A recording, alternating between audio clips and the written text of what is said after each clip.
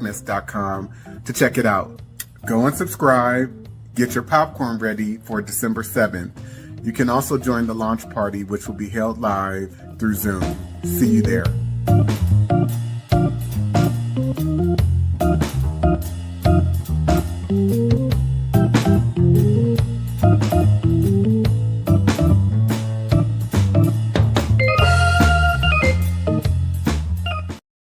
The book surprised you the most? A whole book. The whole book. Because I thought that I knew a lot until I read that book and realized I didn't know anything. There was a lot to learn and a lot to still be discovered. I'm still processing it. I can see things now that I didn't see before. And it's all because of the book. I love that. Jules? So much of the book really opened my eyes to things. The Casual Killing Act, the legality of rape. And then one of the other parts was the housing covenants and the covenants that were allowed. And growing up in the Bay Area, St. Francis Wood, for instance, is a highly coveted place to want to live or want to strive to, right? I was a child and I passed through St. Francis Woods and it was something that you feel could have been attainable. And then as you read Dante's book, you realize it's attainable for white people. It's not attainable for me. It's not attainable for you. Not in the way that you think you would be able to attain certain places and spaces. You are written out of that legally. Right. And Alicia? What really stands out to me is the 1850 Fugitive Slave Act, which describes so much of how white people operate in terms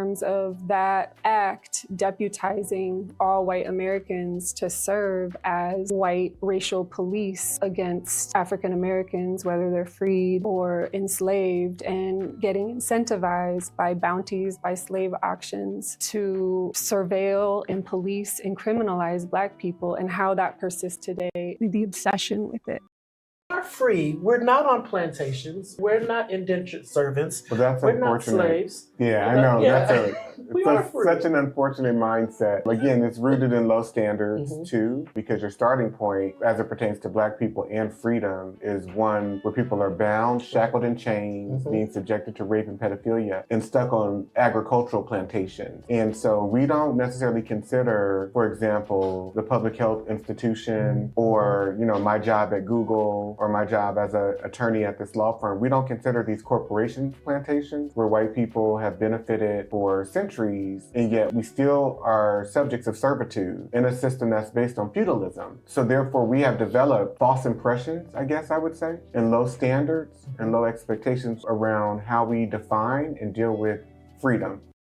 The hardest about chapter 3, and what are some key pieces that stood out for you that you would want people to know about or be prepared for? The different laws and the cases and the way that the system has been set up to not protect Black women and Black boys too, and Black men as well, particularly Black women, just for us to be seen, as you said this earlier, just the vessel to give birth and then go back to work. So that shows up in how our birthing outcomes are. It shows up in how we connect with our partners, because there's this constant reinforcement of that you don't matter and you're not valued. And I think you highlight that very clearly, the lack of protection for Black women in chapter 3. I also remember in one of your courses, you asked the class, would they want to be Black women? Everyone said no, right? And that just shows me even more how reinforced it is that being a Black woman, you're at a constant state of lack of protection and also aggression as well. Yeah, and let me be very clear too, because that question was out of the spectrum of all of the identities that I presented as multiple choice answers. Who would you not want to be? Yeah. And 100% of the people said, I would not want to have been a Black woman. Right. I would not want to be right. a Black woman. Right.